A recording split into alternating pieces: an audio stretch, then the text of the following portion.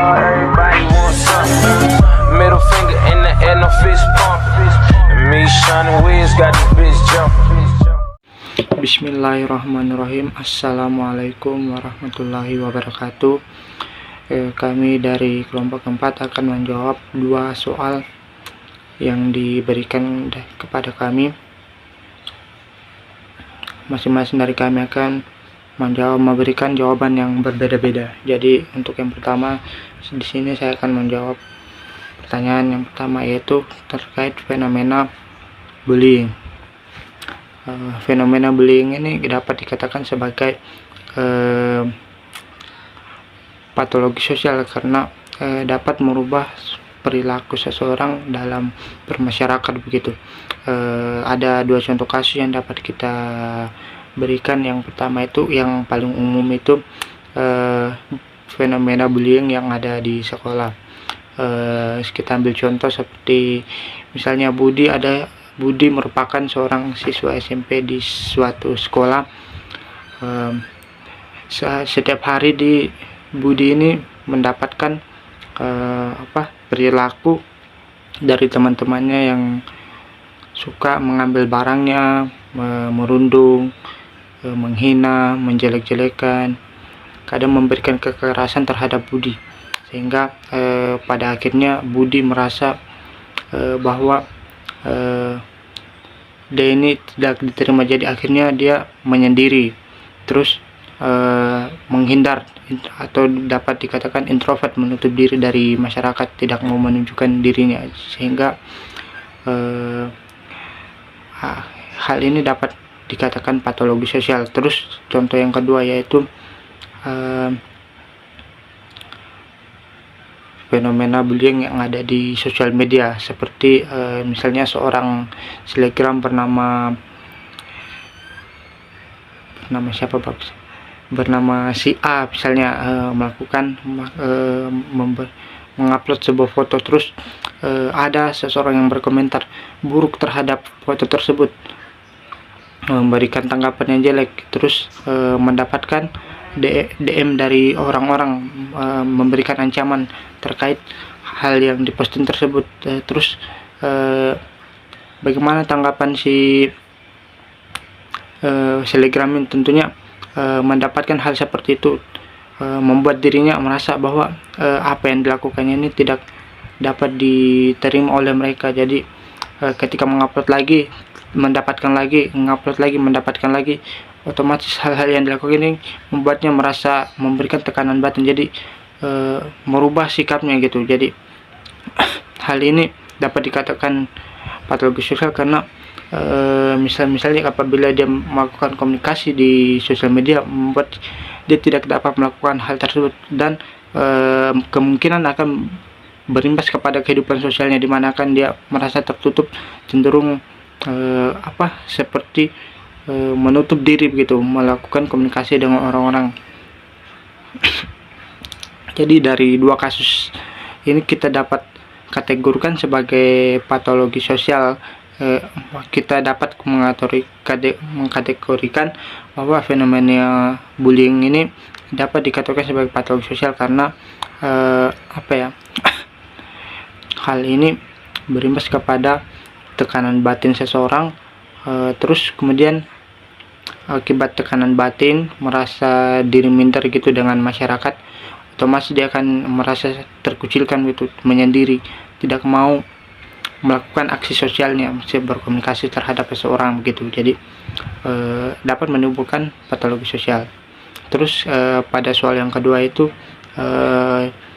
pada perilaku Budi yang membuang sampah sembarangan di sungai, terus membuang puntung rokok di pinggir jalan. Nah, dampak perilaku yang dilakukan oleh Budi ini dapat dikategorikan sebagai patologi sosial karena tindakan yang dilakukan berulang-ulang itu dapat menimbulkan pencemaran lingkungan. Akibatnya seperti yang dijelaskan tadi, bahwa masyarakat resah. Jadi adanya perilaku Budi tersebut menimbulkan keresahan masyarakat. Jadi yang awalnya yang adem-adem saja, masyarakat tidak mengeluh karena tidak ada sampah. Akibat dari hal tersebut, membuat masyarakat resah. Jadi ada perubahan yang terjadi akibat tindakan perilaku yang dilakukan oleh budi tersebut. Terus solusi yang dapat kita berikan yang pertama itu dari pihak pendidikan dulu. Dalam dunia pendidikan otomatis kita sebagai seorang guru harus memberikan pencerahan terkait bahwasan pencemaran lingkungan itu buruk bagi lingkungan sekitar kepada murid-murid kita. Terus di dalam pemerintahan, dalam pemerintahan kita dapat memberikan peraturan terkait larangan membuang sampah sembarangan, terus dengan memberikan pidana-pidana yang memberikan jerah terhadap perilaku budi tersebut sehingga dia tidak akan mengulangi laginya. Jadi itu yang dapat saya sampaikan. Mungkin dari teman saya memiliki perbedaan yang lain. Jadi saya kira wassalamualaikum warahmatullahi wabarakatuh. Selanjutnya akan dilanjutkan teman saya. Bismillahirrahmanirrahim. Assalamualaikum warahmatullahi wabarakatuh. Perkenalkan, nama saya Nur Santi, NIM 2212000026. Di sini saya akan menjawab beberapa soal yang telah diajukan untuk memenuhi tugas final dengan dosen pengampu Bapak Saipullah, SPD, MPD. Pertanyaan pertama, fenomena bullying dapat dikategorikan sebagai patologi sosial karena beberapa alasan, diantaranya: pertama, bullying melanggar norma-norma sosial yang berlaku di masyarakat. Perilaku bullying seperti intimidasi, kekerasan, atau pelecehan terhadap era lain bertentangan dengan nilai-nilai kemanusiaan dan hak asasi manusia.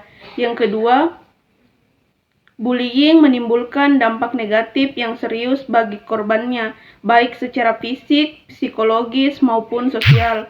Korban bullying dapat mengalami trauma, depresi, penurunan prestasi, dan masalah penyesuaian diri di lingkungan sosial.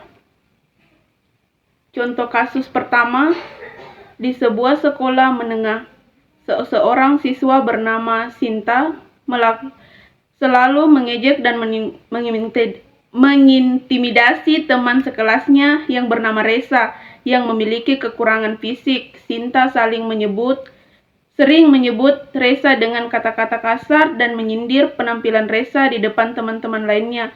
Akibatnya Resa merasa minder, tidak percaya diri, dan menarik diri dari pergaulan. Hal ini jelas merupakan perilaku bullying yang dapat dikategorikan sebagai patologi sosial. Contoh kasus kedua, di lingkungan tempat tinggal seseorang remaja putri bernama Siti sering mengucilkan dan menyebarkan gosip negatif tentang tetangga perempuannya yang bernama Lina. Dianggap tidak pantas bergaul dengan mereka. Siti dan teman-temannya sengaja menjauhi Lina dan tidak mengajaknya dalam kegiatan sosial di lingkungan. Hal ini juga dapat dikategorikan sebagai perilaku bullying dalam bentuk pengucilan sosial yang termasuk dalam patologi sosial. Baik, di sini saya akan menjawab pertanyaan kedua. Perilaku budi yang membuang sampah sembarangan dapat berdampak negatif terhadap masyarakat dan lingkungan sekitar, antara lain yang pertama, pencemaran lingkungan seperti pencemaran sungai dan kotoran jalan-jalan di lingkungan. Hal ini dapat menimbulkan dampak buruk bagi ekosistem dan kesehatan masyarakat. Yang kedua, munculnya bau tidak sedap dan menampilkan lingkungan yang semakin tidak menarik sehingga mengganggu kenyamanan dan estetika di lingkungan tempat tinggal warga. Perilaku budi tersebut dapat dikategorikan sebagai patologi sosial karena ada beberapa alasan. Yang pertama, melanggar norma-norma sosial dan etika lingkungan yang berlaku di masyarakat. Membuang sampah sembarangan merupakan tindakan yang tidak bertanggung jawab secara sosial. Yang kedua, berdampak negatif dan merugikan bagi orang lain serta lingkungan sekitar. Perilaku budi menimbulkan kerugian dan gangguan bagi warga di sekitarnya. Adapun solusi yang dapat diambil untuk mengatasi masalah tersebut antara lain, yang pertama itu, kita dapat memberikan edukasi dan sosialisasi kepada Budi dan warga sekitar tentang pentingnya menjaga kebersihan dan kelestarian lingkungan. Yang kedua, memberlakukan sanksi atau hukuman yang tegas bagi pelaku pembuangan sampah sembarangan seperti denda atau kerja bakti. Yang ketiga, menyediakan fasilitas pembuangan sampah yang memadai dan mudah diakses oleh warga. Dan yang keempat, melibatkan warga dalam kegiatan gotong royong atau program peduli lingkungan untuk menumbuhkan kepedulian bersama. Dengan upaya tersebut, diharapkan perilaku Budi dan warga lainnya dapat berubah menjadi lebih bertanggung jawab terhadap lingkungan, sosial, dan alam. Sekian dari penjelasan saya. Wabillahi taufiq walhidayah. Wassalamualaikum warahmatullahi wabarakatuh. Baik, perkenalkan nama saya Ana dengan NIM 2212000004. Di sini saya akan menjelaskan soal nomor 1. Fenomena bullying dapat dikategorikan sebagai patologi sosial karena mencerminkan perilaku yang merusak kesejahteraan individu dan masyarakat, serta menunjukkan adanya disfungsi dalam norma-norma sosial yang seharusnya mendukung hubungan yang sehat dan harmonis. Ada dua contoh kasus yang menggambarkan bagaimana bullying menjadi patologi sosial. Yang pertama, kasus bullying di sekolah. Nah, di banyak sekolah, bullying sering kali terjadi di antara siswa, baik dalam bentuk fisik, verbal, maupun online. Misalnya, seorang siswa yang terus-menerus diejek dan diintimidasi oleh teman-temannya karena penampilannya. Akibatnya, siswa tersebut mengalami penurunan kepercayaan diri, stres, kecemasan, dan bahkan depresi. Dalam beberapa kasus ekstrim, korban bullying bisa mempertimbangkan atau mencoba bunuh diri. Bullying di sekolah menunjukkan adanya kegagalan dalam sistem pendidikan dan sosial dalam melindungi anak-anak serta menciptakan lingkungan yang aman dan sportif. Jadi, untuk contoh yang kedua itu kasus bullying di tempat kerja.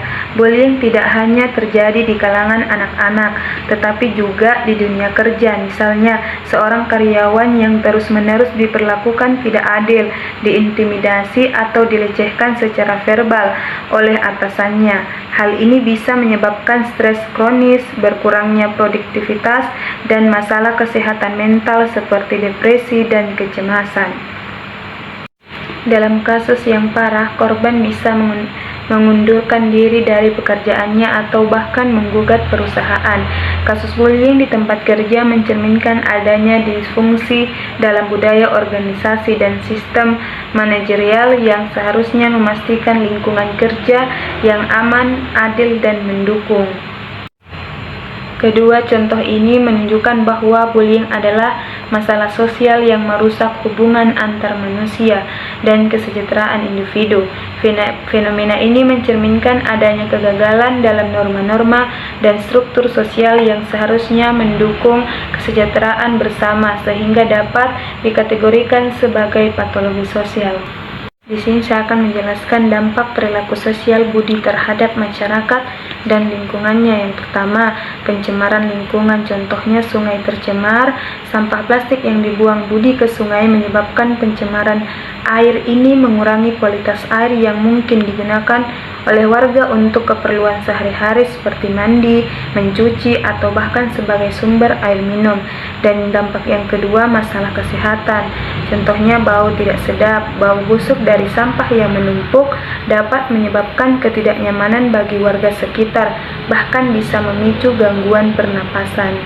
Perilaku Budi dapat dikategorikan sebagai patologi sosial karena yang pertama, merusak keseimbangan lingkungan seperti perilaku membuang sampah sembarangan mengganggu keseimbangan ekosistem lokal. Ini menunjukkan adanya kegagalan dalam mematuhi norma-norma sosial yang mengatur kelestarian lingkungan. Kedua, mengganggu kesejahteraan masyarakat seperti perilaku budi mengakibatkan kerugian bagi orang lain, menciptakan ketidaknyamanan, dan meningkatkan risiko kesehatan. Ini mencerminkan disfungsi dalam tanggung jawab sosial dan kepedulian terhadap kesejahteraan bersama. Solusi untuk mengatasi masalah ini kita bisa melakukan yang pertama edukasi dan kesadaran lingkungan seperti mengadakan kampanye dan program edukasi mengenai pentingnya menjaga kebersihan lingkungan di desa. Yang kedua, penegakan hukum dan aturan, menerapkan aturan yang ketat terkait pembuangan sampah dan memberikan sanksi bagi yang melanggarnya. Dan yang ketiga, fasilitas pengolahan sampah. Kita bisa menyediakan tempat sampah di berbagai titik strategis di desa agar warga tidak membuang sampah sembarangan. Keempat, partisipasi masyarakat. Kita bisa melakukan kerja bakti rutin, mengadakan kegiatan kerja bakti secara rutin untuk membersihkan lingkungan desa.